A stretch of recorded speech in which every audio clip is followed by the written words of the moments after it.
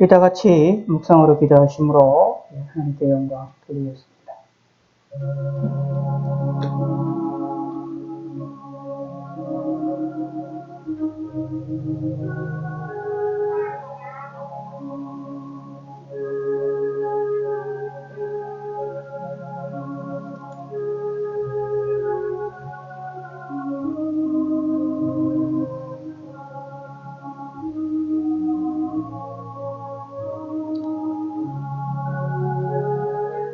여호와는 나의 빛이요 나의 구원이시니 내가 누구를 두려워하리요. 여호와는 내 생명의 능력이시니 내가 누구를 무서워하리요.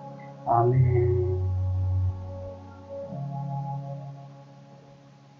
교동문 53번입니다. 시편 121편. 교동문 53번. 내가 산을 향하여 눈을 들리라. 나의 도움이 어디서 올까? 여호와께서 너를 실족하지 아니하게 하시며 너를 지키시는 이가 졸지 아니하시리로다.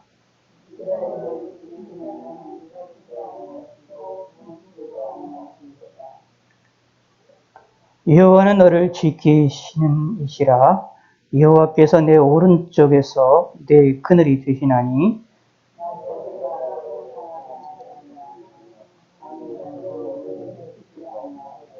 여호와께서 너를 지켜 모든 혼란을 면하게 하시며 또 내 영혼을 지키시리로다.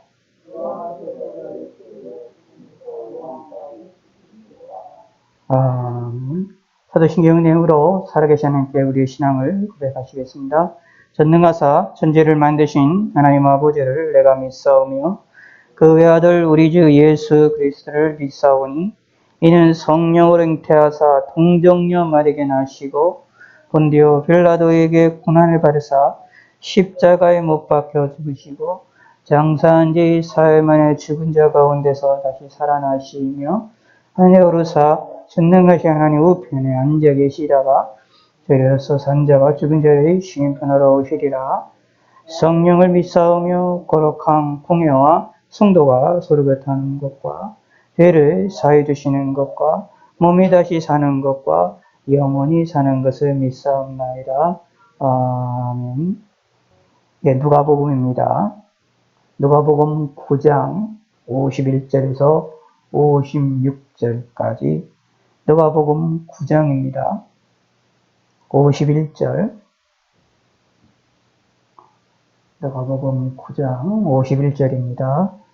예수께서 승천하실 기약이 차감해 예루살렘을 향하여 올라가기로 굳게 결심하시고 사자들을 앞서 보내시니 그들이 가서 예수를 위하여 준비하려고 사마리아 인의 한 마을에 들어갔더니 예수께서 예루살렘을 향하여 가시기 때문에 그들이 받아들이지 아니하는지라. 제자 야고보와 요한이 이를 보고 이르되 주여 우리가 불을 명하여 하늘로부터 내려 저들을 멸하라 하시기를 원하시나이까. 예수께서 돌아보시며 꾸짖으시고 함께 다른 마을로 가시니라. 네, 기도하겠습니다. 하나님 아버지여 감사합니다. 오늘도 저희들이 하나님께 나와 예배드릴 수 있게 하심을 감사하고 지난 한 주간도 지켜주심을 감사합니다. 저희들에게 힘과 능력 허락하여 주시고 지치지 아니하도록 도와주시고 전대 마음의 평안함을 허락하여 주시고 우리의 생명을 지켜주시고 우리가 어려움이 없이 이 세상을 살 수 있도록 도와주시고 전염병으로부터 저희들을 지키시고 보호해 주시고 우리의 삶을 지켜주시고 인도해 주시옵소서. 하나님께 예배할 수 있게 하시고 하나님을 바라볼 수 있도록 하나님이 은혜를 베풀어 주시고 은총을 베풀어 주시고 이 환난의 이 전염병의 시기를 마칠 때까지 하나님을 끝까지 섬기며 하나님께 예배하는 날들이 계속해서 이루어질 수 있도록 하나님이 은총을 베풀어 주시고 은혜를 베풀어 주시옵소서. 우리의 삶을 주님께서 긍휼을 베풀어 주시고 인도하시고 이 나라의 민족의 긍휼을 베풀어 주시옵소서. 잘못된 모든 죄악들을 용서하여 주시고 대통령과 위정자들과 모든 사회 지도자들이 하나님께 회개하게 하여 주시고 무릎 꿇게 하시고 잘못된 생각과 잘못된 마음을 먹지 않게 하시고 잘못된 것들은 무너지게 하시고 꺾이게 하여 주시고 막힐 수 있도록 하나님 인도하시고 주님 보시기에 아름다운 일들이 성취가 되어지며 아름답게 이루어지는 일들이 벌어질 수 있도록 하나님이 함께 하시고 도와주시옵소서. 오늘의 모든 삶을 하나님이 함께 하시고 영육간의 강건함으로 함께 하시고 주님을 바라보는데 부족함이 없도록 하나님께서 붙들어 주시고 인도하시옵소서. 이 나라의 민족의 긍휼을 베풀어 주시고 온 세계 만방 곳곳에 있는 믿음의 사람들을 지켜주시고 인도하시고 또 이렇게 아프가니스탄과 같이 어렵고 근심 가운데 있는 나라를 긍휼을 베풀어 주시고 그들 가운데 있는 기독교인들을 하나님이 지키시고 보호하시고 그들의 생명을 하나님이 보존시켜 주시고 인도하 주시옵소서. 세계 만방 곳곳에서 코로나로 인하여서 전염병으로 인하여서 또 각종 질병을 통하여 또 각종 생활의 어려움을 통하여 각종 물질적 어려움들을 통하여 각종 어려운 환경과 핍박들을 통하여 고통을 당하고 어려움을 당하고 있는 교회들이 많이 있사오니 그들의 교회들을 하나님이 지키시고 은혜를 베풀어 주시고 함께하여 주시옵소서. 감사드립니다. 영광 받아주시고 예수님의 이름으로 기도드렸습니다.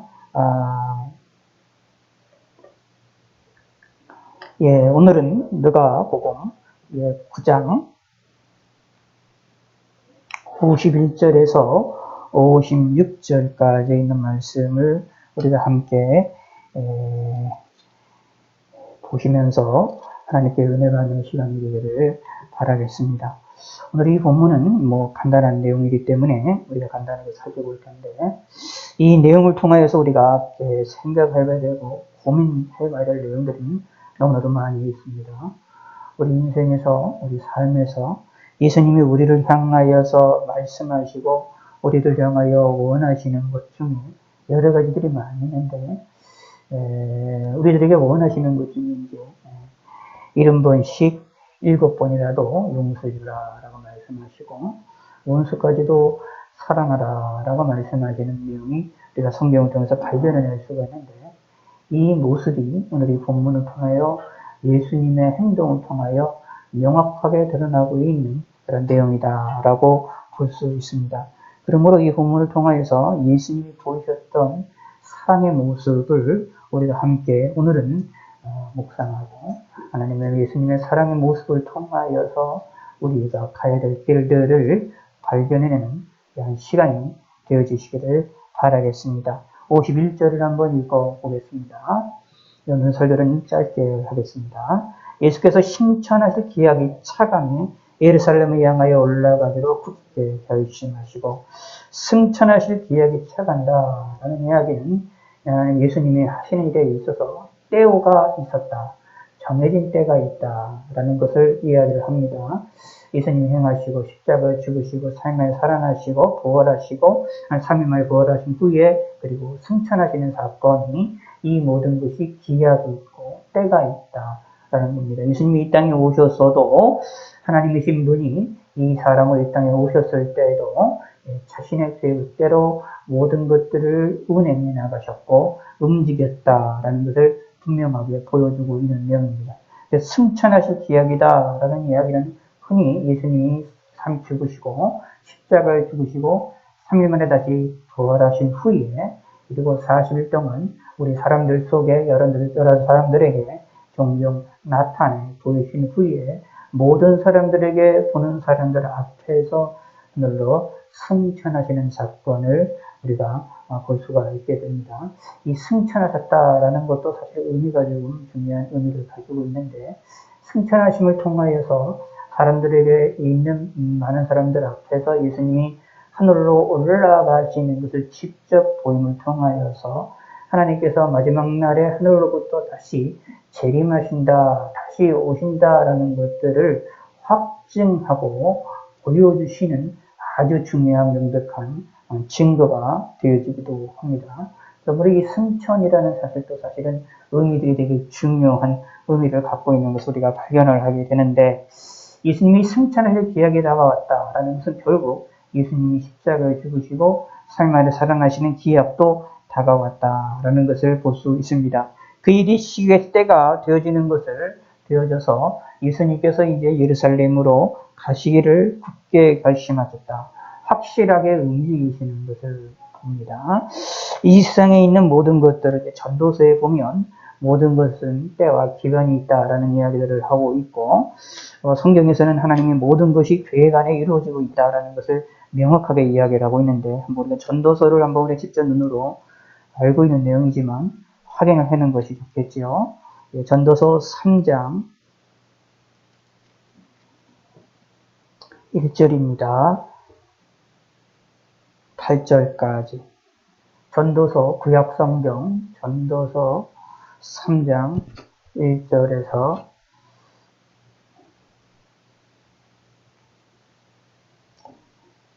8절까지입니다. 950년 구약성경 950년 우리 함께 읽겠습니다.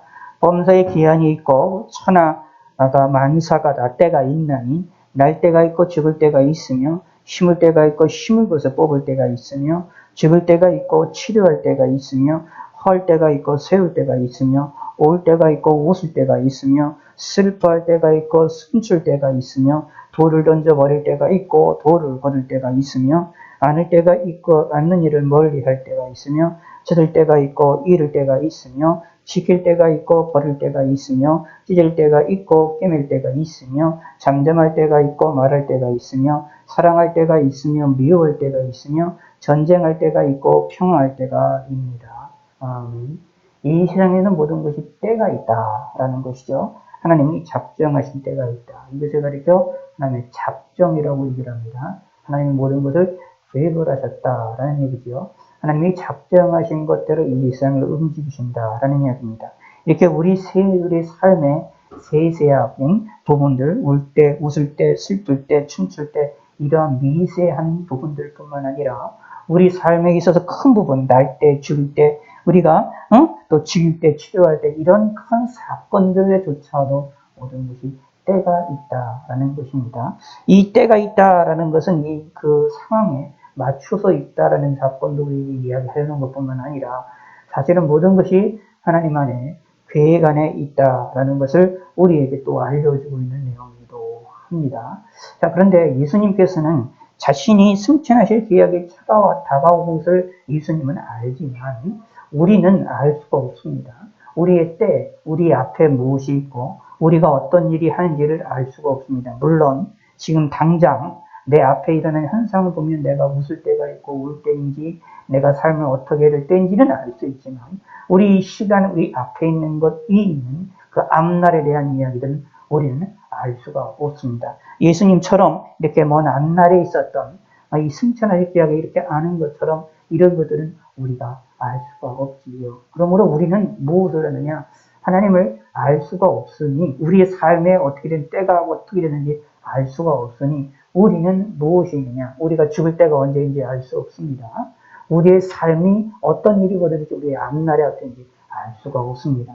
그러나 그 때가 있을 때, 그 때가 어떤 때가 알 수 없지만 그러나 그 때를 따라서 그럼에도 불구하고 하나님을 섬기며 하나님을 바라볼 줄 아는 성도가 되어야 된다라는 것입니다. 예수님께서는 때를 아셨기 때문에 그 때를 이루시기 위하여서 예수님 하나님이셨기 때문에 그 예수님이 자신의 죽으심의 때와 부활하심의 때와 승천하심의 때를 아셨기 때문에 그 일을 성취하시기 위하여 움직이시는 것을 볼 수 있고 그 일을 위하여 단단히 결심하시고 단단히 움직이시는 그런 모습이 나옵니다. 확고하게 우리의 구원을 위하여 우리의 속죄 사역을 위하여 움직이시는 확고한 모습이 나옵니다. 그러므로 우리는 우리의 이 모습을 통해서 우리가 예수님을 바라볼 때에 예수님의 자신의 사역을 위하여 이렇게 보실 필요가 있습니다. 자, 승천하실 기약이 다가왔다라는 말은 앞에서 계속해서 말하기를 자신이 죽을 거라는 이야기를 계속합니다. 예수님이 자신이 예루살렘에 가면 죽을 것이다라는 이야기를 계속하는데 이 말의 뜻은 승천하실 기약이 다가왔다라는 이야기는 자신이 죽을 거라는 것에 대하여서 예수님이 아셨다라는 이야기입니다. 그러면 잘 생각하셔야 됩니다. 승천할 기약이 다가와서 예루살렘에 향했다라는 말은 무엇을 향하여 나가는 거냐면 죽을 것을 알고 나가는 겁니다. 죽음을 향하여 나가는 것입니다. 자, 이게 간단한 이야기일 것 같지만 쉽지 않은 거라는 사실을 알칠 필요가 있습니다. 우리는 이렇게 할 수가 없지요. 죽음을 뻔히 아는데도 불구하고 거기 간다? 쉽지가 않은 일입니다. 그런데 예수님께서는 자신의 죽음을 아심에도 불구하고 거기 간다. 이유인즉슨 우리의 죄를 위하여서 이스라엘 죄를 용서하기 위해서 십자가에서 죽기 위하여 곧 예수님이 이 땅에 오실 때부터 목적이 우리를 위해서 십자가에 죽기 위하여 우리의 모든 죄를 대신해서 짊어지시고 십자가에 죽기로 예수님이 스스로 작정을 하시고 이 땅에 오신 것이다 라는 이야기입니다. 예수님이 십자가에 죽으심의 사건이 우리의 죄를 대신 짊어지시고 죽게 되어졌다, 죽게 되어지는 것을 되어진다 라는 것은 누구의 뜻이냐면 하나님의 뜻입니다. 성부, 성자, 성령 하나님의 뜻입니다. 삼일체 하나님의 뜻이에요. 하나님에 의하여 이루어지는 일입니다. 우리 입장에서 보면 이해가 안 되죠. 예수라고 하는 한 사람이 십자가에 죽는 것을 통하여 내 죄가 어떻게 거기에 전부가 되느냐. 우리 입장에서 이해가 될 수가 없는데 그 이유가 뭐냐면 하나님이 그렇게 결정하셨고 그렇게 행하셨기 때문이다 라는 얘기입니다. 그러므로 우리는 그것을 믿고 따라갈 수밖에 없는 것이고 예수님의 입장에서 생각을 해보면 잘 보시기 바랍니다. 죽음을 앞에 두고 움직이는 겁니다. 이 죽음이 어떤 죽음이냐 하면 우리의 죄를 용서하기 위한 죽음이었다라는 것이죠. 그거를 위하여 굳게 결심했다라는 것입니다. 그것을 우리를 위한 속죄 사역을 위하여 아주 기쁘시게 움직이셨다라는 사실을 기억하시길 바라겠습니다. 사실 이 모습이 아주 극명하게 드러난 그런 장면이 나오는데 예수님이 십자가 못 박기 전날 겟세마네 동산에서 기도를 하시는데 기도하는 내용이 성경에 기록이 되어 있습니다. 그 중에서 무슨 얘기가 나오느냐 하면 하나님이 하실 수만 있으면 이 잔을 내게서 피해달라고 기도하지만 그러나 아버지 뜻대로 해달라는 기도를 하게 됩니다. 이게 무슨 뜻이냐 하면 십자가를 받아들이겠다, 십자가에 죽겠다, 십자가도 죽겠다라고 하는 확실한 고백을 하는 것을 볼 수가 있게 됩니다. 바로 이 모습이 이 십자가의 겟세마네 동산에서의 그 모습이 예수님의 모든 삶의 핵심이었다라고 보시면 되는 것입니다.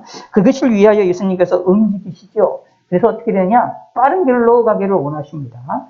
이 갈릴리 지역에서 있었던 예수님께서 남쪽에 있는 예루살렘으로 이동을 하려면 중간에 사마리아라고 하는 지역을 통과해야 됩니다.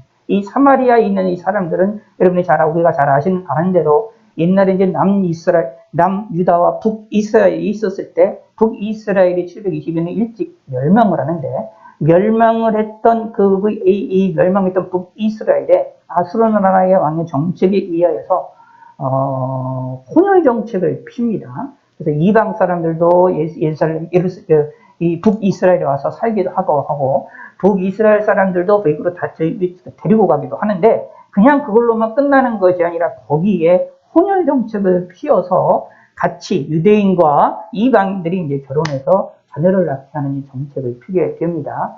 바로 그 가운데에서 그렇게 혼혈 정책을 하면서도 불구하고 하나님에 대해서 잊지 않고 있던 사람들이 누구냐면 사마리아 사람들입니다. 그러다 보니까 조금 이제 본래의 유대인들이 달려있던 본래의 하나님을 섬기는 방식과 다른 방식으로 하나님을 섬기게 되고 다르게 이야기를 하게 되는 일이 벌어집니다. 이방의 이제 피와 이방의 것들을 받아들였었기 때문에 내용이죠. 그렇기 때문에 유대인들의 입장에서 보면 사마리아 사람들은 진정한 유대인이 아니고 다시 말하면 아브라함과 이삭과 야곱의 후손들이 아니라 실제로 보면 이제 반만 유대인들이기 때문에 이방인으로 취급을 하는데 어떤 의미로 보면 이방인들보다 더 안 좋은 것으로 취급을 하게 되는 소위 이제 그들의 종교적인 입장에서 보면 배신자와 같이 생각하는 입장입니다. 그렇기 때문에 우리가 잘 아시는 대로 복음서에 나와 있는 것들을 보면 이 사마리아와 유대인들은 사실 원수 관계라고 보시면 됩니다. 철저하게 배척하는 관계고 철저하게 싫어하는 관계다라고 보시면 됩니다. 함께 밥 먹는 것도 싫어하고 함께 만나서 이야기하는 것도 싫어합니다. 그 대표적인 예가 보여지고 있는 것이 요한복음에 보면 예수님께서 예수님이 대낮에 사마리아 여인과 대화를 합니다. 그때 이 사마리아 여인이 물어봤던 의문이 하나가 나오는데 뭐가 나오느냐면요. 유대인으로서 어떻게 네가 당신이 나와 얘기를 합니까? 라는 얘기를 하거든요. 이 이유가 무엇이냐 하면, 이게 바로 유대인들과 사마리아가 직접적으로 만나서 얘기한다는 것 자체가 대단히 힘든 시기였구나라고 보시면 됩니다. 그래서 유대인들이 북쪽에도 살고 갈릴리 지역에도 살고 남쪽 예루살렘 중에서 남유다 쪽에도 사는데 둘이 교류를 이루기 위해서는 중간에 있는 사마리아를 통과하는 것이 가장 빠른 길인데 이 빠른 길을 통과하지 않고 이렇게 우회로 통과를 해서 북쪽이나 남쪽을 교류하는 경우들이 많이 있었던 것으로 보여집니다. 특별한 경우가 있으면 이렇게 직접 통과를 하게 되어지지만요. 자, 그런데 여기에 보면 예수님께서 빠르게 통과를 하고 싶어서 빠르게 예루살렘에 가고 싶어서 사자들을 보냅니다. 이 사자들이 누구인지는 알 수 없지만 사자들을 보내서 사마리아의 사람들에게 가가지고 예수를 위해서 준비하게 해서 사마리아 마을을 통과해서 이제 예루살렘으로 가기를 원합니다. 그러면 상당히 빠르게 예루살렘에 도착을 할 수가 있게 되어지기 때문에 상당히 이제 유리한 것이죠. 또 예수님에게도 그렇고 많은 제자들에게도 그렇고 되게 유리한 면이 없지 않아 있습니다. 그러므로 어떻게 되느냐 하면 사자들을 먼저 보냈다라는 것을 우리가 볼 수가 있고 이 일에 대하여서 이 사마리아 사람들이 이 예루살렘에 간다라는 소리를 듣고 예루살렘에 간다라는 소리를 듣고 종교적인 그런 부분이라고 생각을 하여서 그것을 반대를 하는 것을 봅니다. 그랬더니 제자들이 야고보와 요한이 화가 나가지고 주여 우리가 불을 명하여 하늘로부터 내려 저들에게 명하라기를 원하시나이까 라고 얘기하면서 우리가 저들을 향하여 저주를 내리기를 원한다라는 그런 의미로 이야기하는 겁니다. 오늘날 이야기하면 욕을 하면서 상대방에게 하나님의 저주가 큰 재앙이 내어지기를 원하는 소원을 예수님께 드리는 일이죠. 예수님이 그 얘기를 듣고 그것을 이 제자들의 마음을 이 야고보와 요한의 말을 받아들인 것이 아니라 여기에 본문에 보시면 책망을 합니다. 55절에 예수께서 돌아보시고 꾸짖으시고 라고 말합니다. 그들을 책망을 하고 그리고 다른 마을로 가는 모습이 나옵니다. 자, 언뜻 이게 보면 이걸 가지고 우리가 좀 이해가 좀 오늘날의 시각으로 보면 좀 이해가 좀 힘든 내용 가운데 하나예요. 무슨 뜻이냐 하면 마을을 통과하려고 그러는데 마을을 통과하지 못하게 한다는 것. 사마리아 사람들이. 그것도 우리가 잘 이해가 안 되는 거고 그 다음에 그것을 통과하는 것을 거절한 것 때문에 제자들이 사도들이 뭐라고 표현하느냐 야고보와 요한이 뭐라고 표현했느냐 하면 잘 보세요. 주여 우리가 불을 명하여 하늘로부터 내려 저들을 멸하기를 원하나이까 라고 말하고 있는데 불을 명하여 하늘로부터 내려서 멸했던 사건이 구약 성경에 있죠. 어디죠? 여기 그 아브라함 시절에 이제 있죠.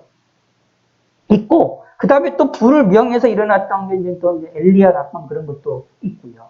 그렇기 때문에 이 불을 명하여 하늘로부터 내린다라는 이 이야기는 하나님에 의하여 진노를 아주 강력하게 받기를 원하는 겁니다. 그것도 물리적으로. 그 말은 뜻이 무슨 뜻이냐 하면 야고보와 요한이 자기들을 받아들이지 못한다라는 것 때문에 심한 불쾌감을 느꼈고 심한 수치심을 느꼈고 심하게 화가 났다라는 걸 알 수가 있어요. 그런데 단순하게 우리 입장에서 보면 왜 한 사람이 그냥 여기 내 집에 오지 말라라는 것 때문에 화가 이렇게 화가 날 정도 단순하게 화가 나는 게 아니에요. 단순하게 화가 나는 게 아니라 그 화가 어디냐 하나님께서 주여 우리가 불을 명하 하늘로 내려 그들을 멸하라 명할 정도라고 한다는 얘기는 그 화가 뛰어넘어서 뭐라고 해야 될까요? 아주 화 중에 아주 극단적인 화를 낸다고 생각하시면 됩니다. 상대방을 저주가 아니라 저주를 넘어서 완전히 멸망하고 멸절되기를 바라는 그러한 분노에 휩싸여 버리는 것을 살펴볼 수가 있습니다. 우리 입장에서 오늘날에 우리가 생각하고 올 때는 단순하게 그냥 지나가는데 거기 통과하지 못하게 했다고 이렇게 화를 낸다? 오히려 그러면 야고보와 요한이 잘못된 거죠. 이렇게 화를 내는 이 야고보 요한이 분명히 잘못된 거라고 보여지고 도대체 이렇게 화를 낼 이유가 있느냐? 이유가 전혀 없는 이유로 이해가 되어집니다. 참 이해가 좀 힘든 그런 부분이죠. 그러나 이제 우리가 조금 요 내용을 우리가 살펴볼 때에 성경의 역사적인 배경이든가 이 당시의 문화 같은 걸 좀 이해해 볼 필요가 있습니다. 성경에서 그랬다는 건 요한복음의 내용들을 아까 설명드렸던 것처럼 사마리아인과 예수님의 대화의 관계를 내용들을 보았을 때에 사마리아와 유대인 관계는 서로 원수와 관계와 같은 겁니다. 라는 것을 볼 수가 있고, 예수님께서 이제 비유를 하시는 것 가운데에 누가 참된 이웃이냐라고 얘기했을 때에 강도맞은 한 사람을 구하는 자가 누구냐면 사마리아 사람이거든요. 뭐 하나님의 문제는 제사장도 아니었고 라트리도 아니었고 유대인도 아니었는데 이 여기서 강도 맞는 자는 유대인이었습니다. 근데 유대인이었던 사람을 그걸 돌보고 구하고 그 사람을 보필하고 그 사람에게 케어를 해주는 사람이 누구냐 하면은 사마리아 사람들입니다. 예수님께서 그렇게 말을 하실 때 유대인들이 충격을 받을 수밖에 없을 그럴 정도의 상황이라고 보시면 됩니다. 그럴 정도였으니까 야곱이 유대인들과 이 사마리아는 극과 극이었다라고 보시면 됩니다. 싸움에 아주 서로 간에 원수 관계로 보시면 됩니다. 쉽게 얘기를 해서 우리가 뭐 이렇게 일본을 미워하는 것, 그거 이상으로 아주 그냥 관계였다라고 보시면 됩니다. 요즘에 이제 중동에서도 이스라엘과 아랍 사람들에게 싸우는 그런 관계처럼 아주 그냥 원수의 관계와 같은 그런 관계다라고 이해를 하시면 됩니다. 그럼에도 불구하고 뭐 서로 간에 전쟁하거나 이런 것은 없지만 그런 관계에서 싫어하는 관계 속에서 있는데 그 다음에 여기 잘 보시기 바랍니다. 예수님이 이제 보통 이제 피해서 위로 돌려서 가는데 빨리 가고 싶어서 무엇을 하느냐 하면 사자들을 앞서 보냈다라고 말합니다. 자, 이 일을 잘 이해를 하셔야 됩니다. 이것도 이제 우리나라 현대의 이제 문화는 우리가 잘 이해가 안 되는 이해가 잘 안 되는 것이지만, 자, 좀 높은 사람이나 아니면 저기 있는 사람들이 예전에는 우리가 이제 어디를 움직일 때에, 우리나라도 그랬었잖아요. 어디를 움직일 때에 먼저 사자들을 먼저 보냅니다. 먼저 누가 이제 뭔가 이렇게 그 사람들에게 뭔가 소식을 먼저 전하는 타발꾼과 같은 사람들을 먼저 전해서 소식을 전하고 알리고 일을 합니다. 요즘에 전화기라든가 여러 가지 컴퓨터라든가 여러 가지들이 있어 미리 알리는 그런 사람이 가기 전에 먼저 이렇게 그런 것들이 있지만 예전에는 이런 것들이 더 강했고 거기다가 무엇이 있느냐 미리 가서 그 사람들이 준비를 합니다. 물론 오늘날에도 대통령이 움직이면 대통령이 가기 전에 미리 가서 준비하고 하는 사람들이 있는 것처럼 사실 이 당시도 이런 것이 있었는데 오늘날 우리가 그것을 우리가 식으로 눈으로 보고 있거나 피부로 접촉하지 않고 있기 때문에 잘 이해가 안 되는 것이지만 예전에는 이랬다라고 보시면 됩니다. 그러므로 생각하셔야 됩니다. 이것이 사자들을 앞서 보냈다라는 말은 무엇이냐 하면 최대한 예의를 차렸다라고 보시면 됩니다. 예수님이 이 사자들을 통해서 예수님께서 그들에게 가가지고 준비하도록 거기서 머물 수 있고 통과할 수 있는 준비하도록 하기 위한 그러한 목적도 있지만 동시에 사자들을 보내는 것을 통하여 상대방의 예의를 차리는 것이라고 보시면 됩니다. 그러니까 이 당시로서는 이렇게 이해를 하면 됩니다. 예수님과 제자들이 사마리아 이 마을을 통과하기 위하여서 그냥 무조건적으로 간 것이 아니라 사자들을 미리 보내서 예의를 최대한 보이면서 그들에게 양해를 구했다라고 보시면 됩니다. 생각을 해보시기 바랍니다. 유대인들의 입장에서 보면 이 사마리아는 어떤 사람이냐 원수의 관계입니다. 아주 싫은 사람들입니다. 사마리아 입장에서도 싫은 거지만 이 유대인들의 입장에서도 싫은 관계라는 얘기입니다. 아주 그냥 가까이 하기 싫어하는 관계입니다. 그런데 예수님은 거기를 통과하기 위하여 그냥 싫어할 수 있는 그 사람들이 어떻게 되냐면 예를 최대한 차려서 움직였다라고 보시면 됩니다. 이 말의 의미를, 이런 것들을 볼 때, 예수님이 이 당시에 유대인들처럼 사마리아를 차별을 하고 사마리아를 미워했다라고 미워했다라고 그런 모습이 예수님이 없었다라는 것을 알 수가 있어요. 이 사마리아 이제 요한복음에도 보면 사마리아 여인과도 대화를 할 때도 서슴없이 대화를 하는 걸로 볼 때 예수님은 그 당시에 유대인들의 사고방식을 가지고 있던 사고방식처럼 이제 사마리아를 차별하거나 그들을 미워하거나 했었던 것은 없는 것으로 보입니다만 그런데 이 제자들의 입장에서 보거나 일반적인 입장에서 보면 이건 대단한 파격적인 현상입니다. 아주 존중을 해서 사마리아를 존중해서 쉽게 얘기를 해서 유대인들의 입장에서 보면 이렇게 보시면 돼요.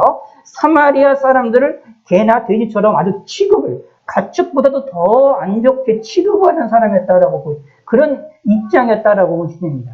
그러니까 선민의식에 유대인들이 꽉 차 있었기 때문에 선민에서부터 이것이 이방인들과 섞여가지고 하나님을 제대로 섬기지 못하고 엉뚱하게 섬기는 사마리아 사람들에 대하여서는 당연히 선민의식에 있는 이 유대인들의 입장에서 보면 여기는 이거는 완전히 차별이 될 수밖에 없고 낮은 것이 되어질 수밖에 없게 되어지기 때문에 그냥 여기는 그냥 미워하는 것, 단순하게 미워하는 것을 뛰어넘어서 그냥 완전히 뭐라 그럴까요? 완전히 이렇게 밑으로 보는 그러한 상황이 될 수밖에 없는 상황입니다. 그런데 불구하고 사자들을 먼저 보내서 준비하도록 하게 한다라는 것은 존중했다라고 보시면 됩니다. 최고로 존중했다.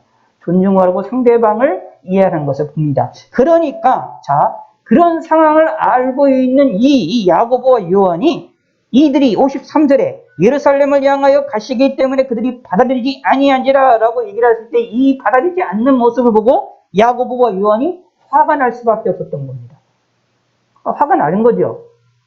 왜 우리 입장에서 보면 화가 날 만한 게 아니지만 야고보와 요한의 입장에서는 이건 진짜 화가 날 일입니다. 수치스러운 겁니다.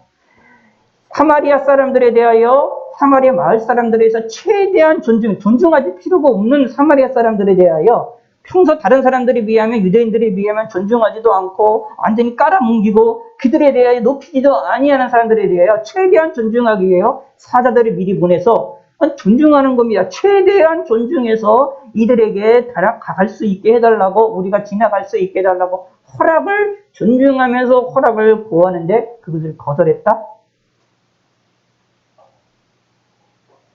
요한과 야고보 입장에서 보면 이거는 수치스러운 일입니다. 화가 나는 일입니다. 자신의 명예가 완전히 땅에 떨어지는 일입니다. 자신의 명예와 자신의 모든 것들이 떨어지는 일입니다. 유대인으로서 가지고 있는 쉽게 말씀드리면 유대인으로 가지고 있는 프라이드를 다 버리고 예수님의 명령을 쫓아가지고 사자들을 미리 보내서 그들에게 존중해서 빨리 가려고 하는 것인데 그런데 그게 막혀버렸으니 내가 상대방을 존중하면 상대방도 나를 존중해줘야 되는 것이 일반적인 이게 상계이고 이게 원칙인데 이것을 하지를 않았다라는 것은 화가 날 일이라는 얘기입니다. 그래서 야고보 요한이 화가 나는 겁니다. 근데 단순하게 화가 난 것이 아니라 이것이 종교적으로 화가 날 수밖에 없는 것이에요. 종교적인 입장에서도 보면 무엇이냐 하면 사마리아 사람들은 하나님을 제대로 섬기지 않는 사람들이기 때문에 자신들이 하나님을 온전히 유대인들 하나님을 섬기는 일에 방해하는 사람들이 되어지기 때문에 무엇이냐 대단히 종교적으로 볼 때도 이 사람이 미워할 수밖에 없는 사람입니다. 근데 그들을 향하여서도 존중해서 다가갔는데도 불구하고 자신을 공격한다? 그러니까 종교적인 입장에서도 그들의 신상황에서도 화가 나서 예수님에게 가가지고 주여 불을 명하여 하늘로서 내려 저들에게 멸하라 하기를 원하시나이까? 라고 얘기하는 거죠. 예수님께도 그럼 예수님도 이렇게 화가 나셨습니까? 라고 자기들처럼 물어보는 거예요. 그렇게 되게 원하는 거였습니다. 자, 이 말의 의미를 가운데에 불을 내려가지고 불을 명하여 하늘로부터 내릴 수 있다라고 이들은 생각한 거예요. 다시 말하면 어느 정도는 예수님이 능력이 있다라는 걸 알고 있어요. 이들이 예수님의 명령에 의해서 충분히 불이 내려져서 이 사마리아 마을이 불타없어질 거라는 것을 알고 있고 믿고 있다라는 것을 이렇게 보여주고 있어요. 예수님에 대한 얼마나 믿음을 가지고 있어요. 그런데 지금 이들의 마음이 쌓여져 있는 것은 사마리아 마을에 대한 분노입니다.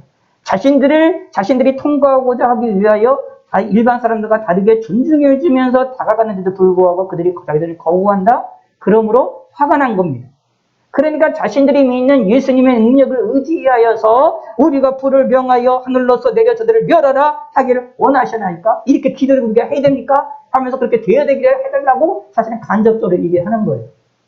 그랬더니 예수님의 말씀은 완전히 다른 말씀을 하십니다. 무슨 말씀 하시느냐 하면 예수께서 돌아보시고 꾸짖으시며 라고 말했습니다.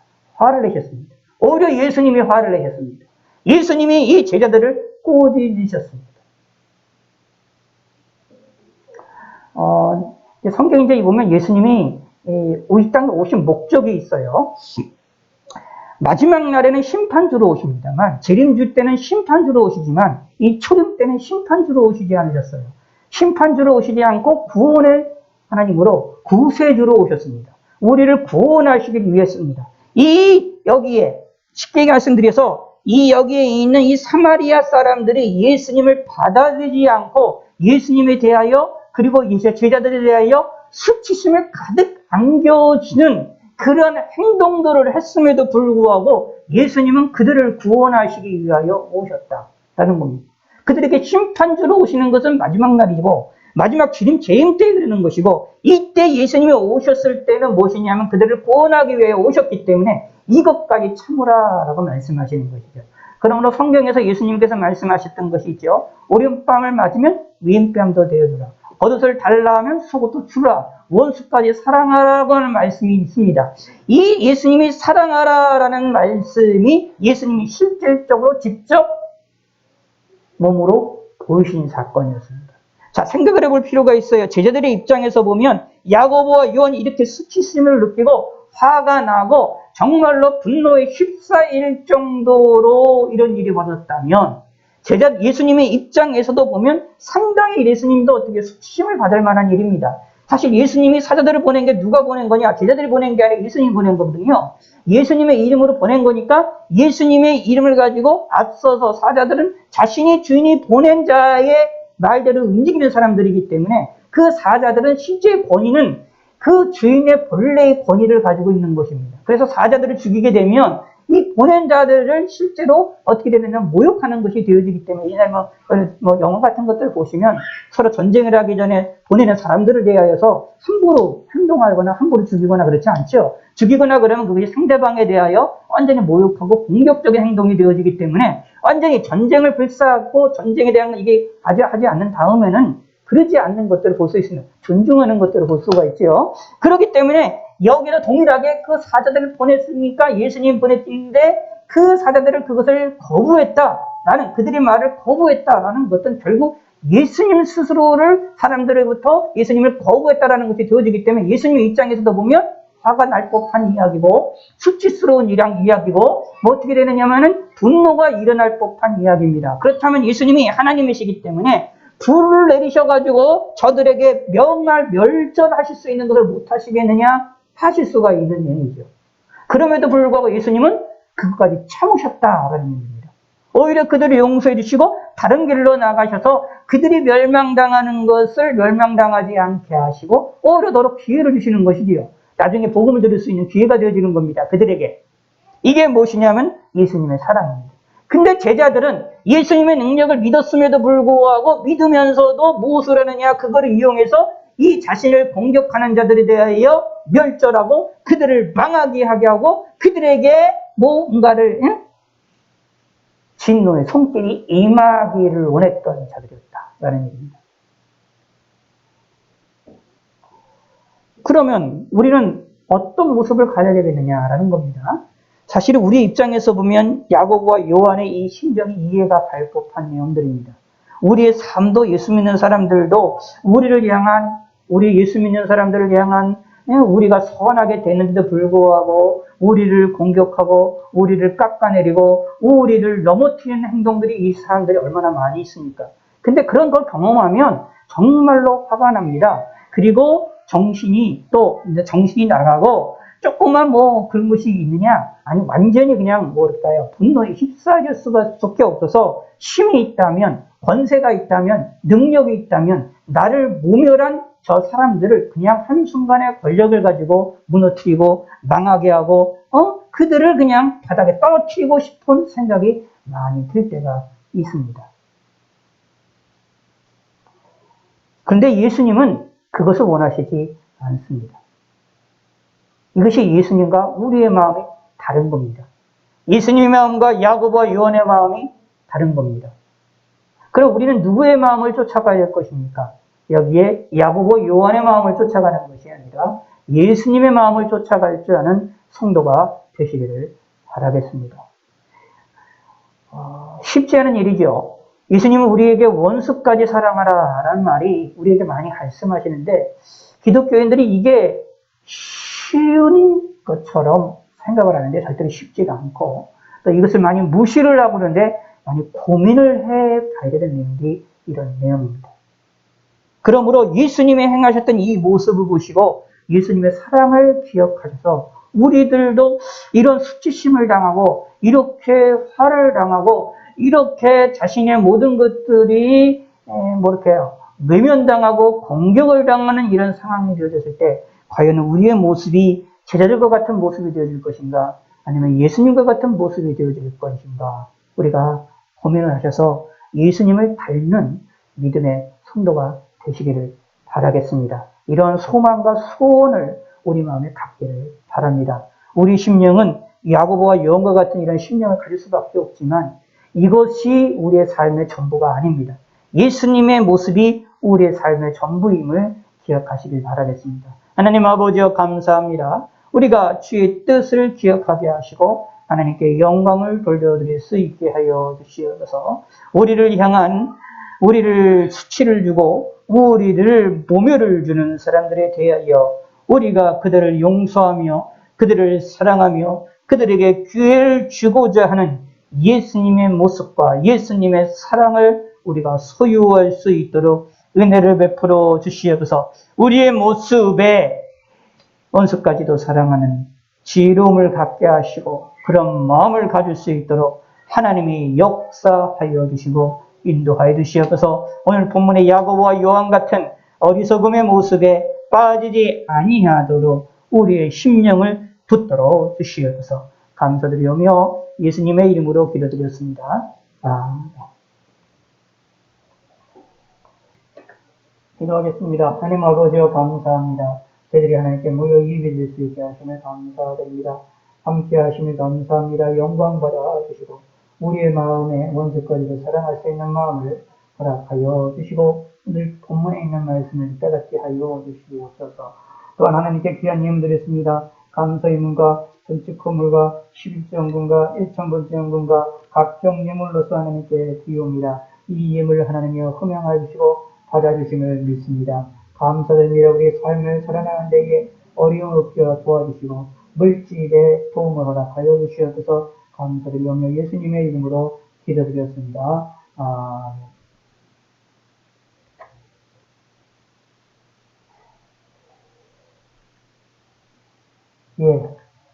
광고 말씀드리겠습니다.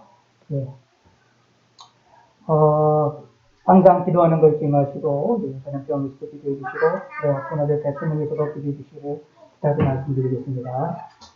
이번 주 수요일 완전 온라인으로 드립니다. 잊지 마시고, 오늘 저녁 시간도 함께 해주시기 부탁해 주시고요. 함께 모이실 수 있는 분은 모이시고, 온라인으로 함께 할 수 있는 분은 함께 해주시기 부탁드리겠습니다.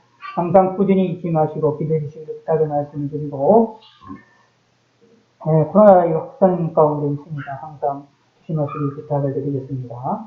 10월 11일 신청교회당에서 서울 서분호에 제135회 강진의 예가 있습니다. 미리 기도해 주시길 부탁의 말씀드립니다.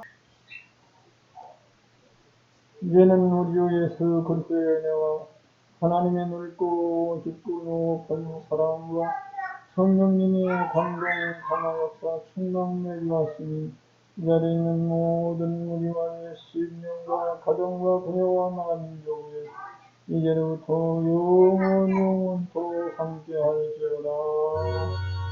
아멘.